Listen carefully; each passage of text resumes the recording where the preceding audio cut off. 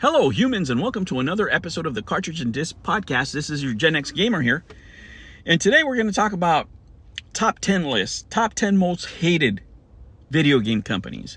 Guys, there are a lot of lists around, and a lot of them are pretty similar, and that's a little suspicious to me. It makes me think that a lot of these people that are writing these articles are getting the information from the same place, and they're just regurgitating the same thing over and over again, right?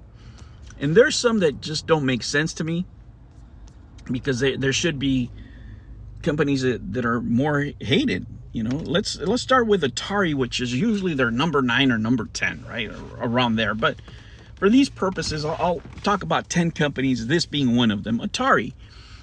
Of course, it's a new company, right? It's a small company now with a big name, because Atari used to be huge. They used to be number 1 back in the 80s. And now they're back, and they've done some controversial things, right? Controversial, but not to the level of hate. Sure, harsh criticism, yes. When it comes to NFTs, crypto, hotels. But to their credit, they actually have put out games. Now, they're all 10 out of 10? No. But there's good games there. I love playing Yars, the Recharge Edition. It's great. It's a pick up and play game that I love playing. Black Widow is another one. I love, for example, that they put out a console.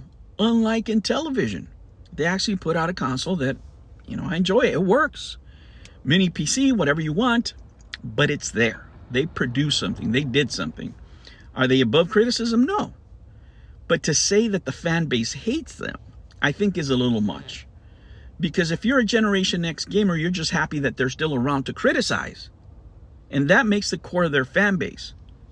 Simple as that.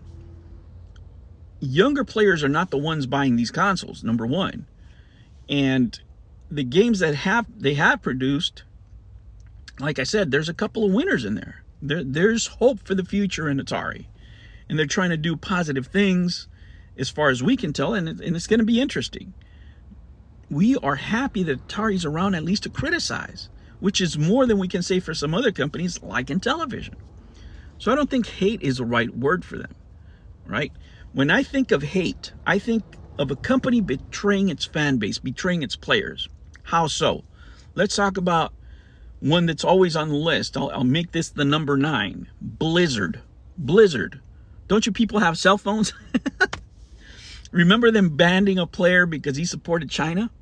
Those are things where I'm talking about you're betraying the players.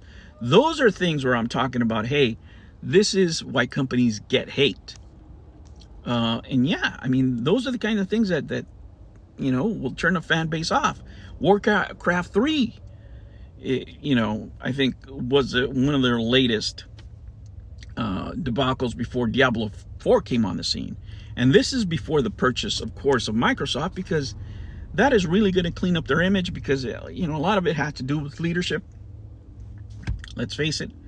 And Diablo 4 has been well received for the most part. Not with the latest update, but in general, people are loving Diablo 4. So I think that's slowly going to change. What am I talking about? Betraying players? Let's talk about Warner Brothers. Warner Brothers, that's betrayal right there. When they did, for example, Shadow of War, they took advantage of all the players that were loyal to the first game and wanted to monetize the crap out of them in the second game. Absolutely. That's really what created the huge controversy. Before, it was just like the Lego games. They would make you get pre-order bonuses, but you had to pre-order. Those are the things that people are criticizing. But when it came to Shadow of War, that's when really people turned on them and saw them as, betraying the players. There's other ones that, are a little less specific. Epic Games. Epic Games, in general, I feel that they are hated for creating the new archetype. Everything that's wrong with the video game industry today can be traced back to Fortnite. It wasn't until Fortnite where a lot of these board members started asking for their own Fortnite. And because of that, it really made a lot of companies not want to take chances on other things and constantly looking for ways to monetize. because Epic Games with Fortnite just created a different dynamic in the market. Not only did you have a game that monetized a lot, they did it well, and they did it so well that people wanted to buy in mass. And they made so much money. Something that other companies say wouldn't work, they made it work. They made it work worldwide. They made billions and billions and billions of dollars and continue making billions of dollars.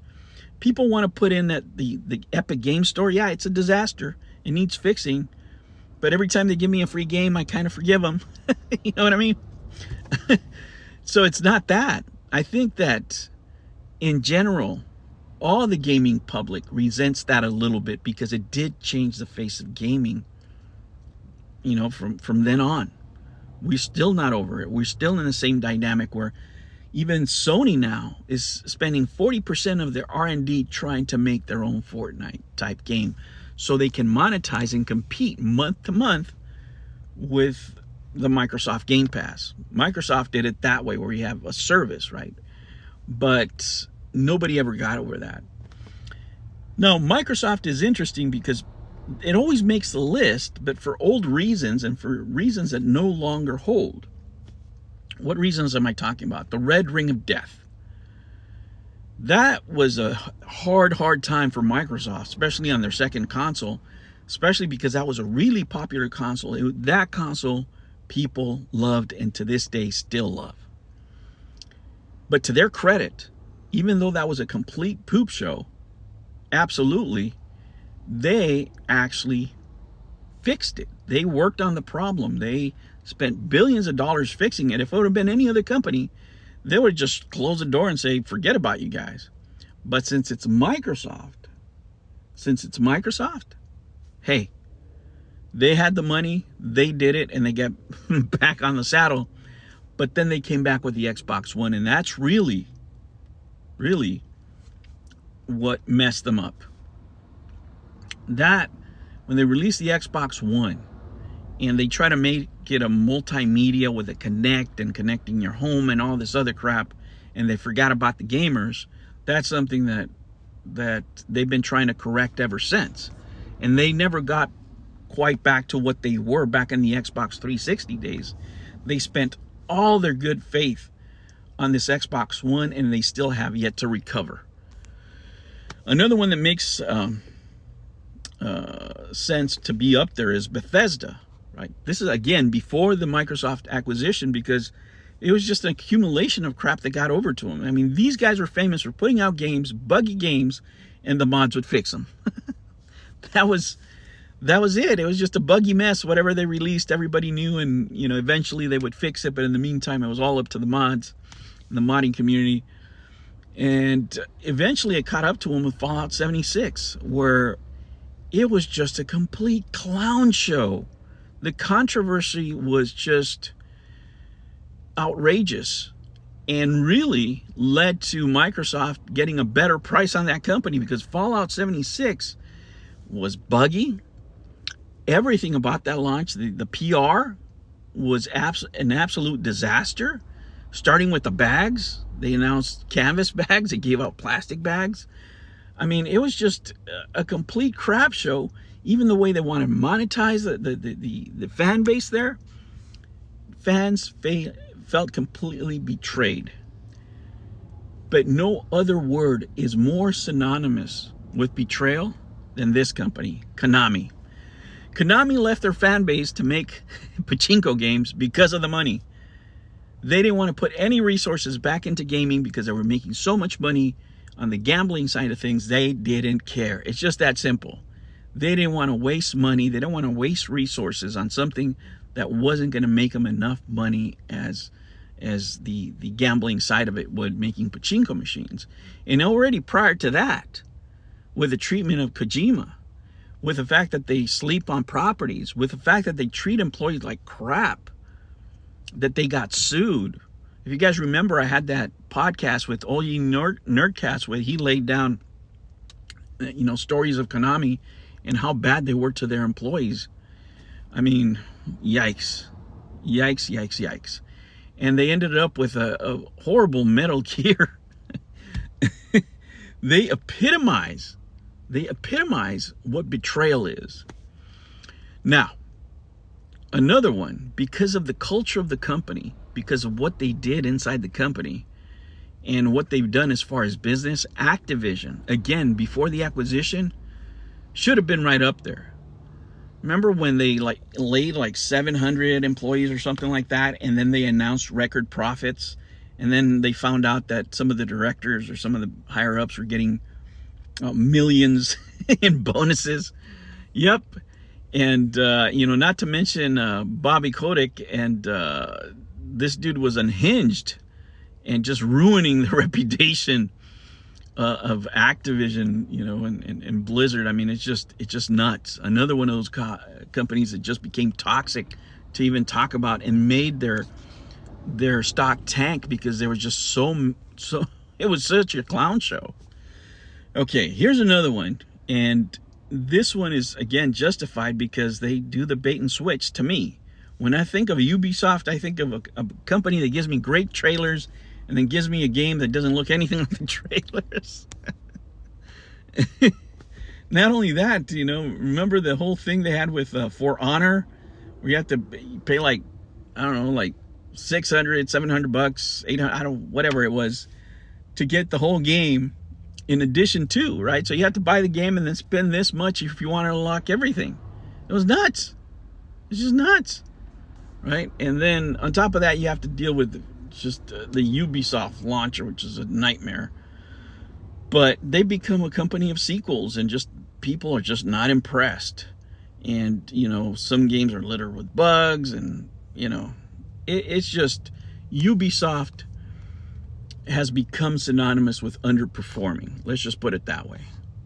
But number one, above all, everybody else, there's a final boss of hated companies, right? And it's Electronic Arts.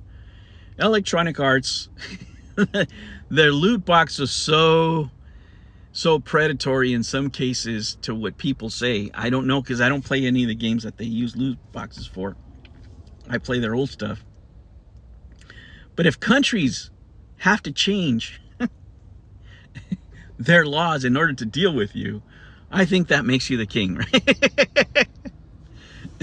If you guys remember Battlefront, caused a couple of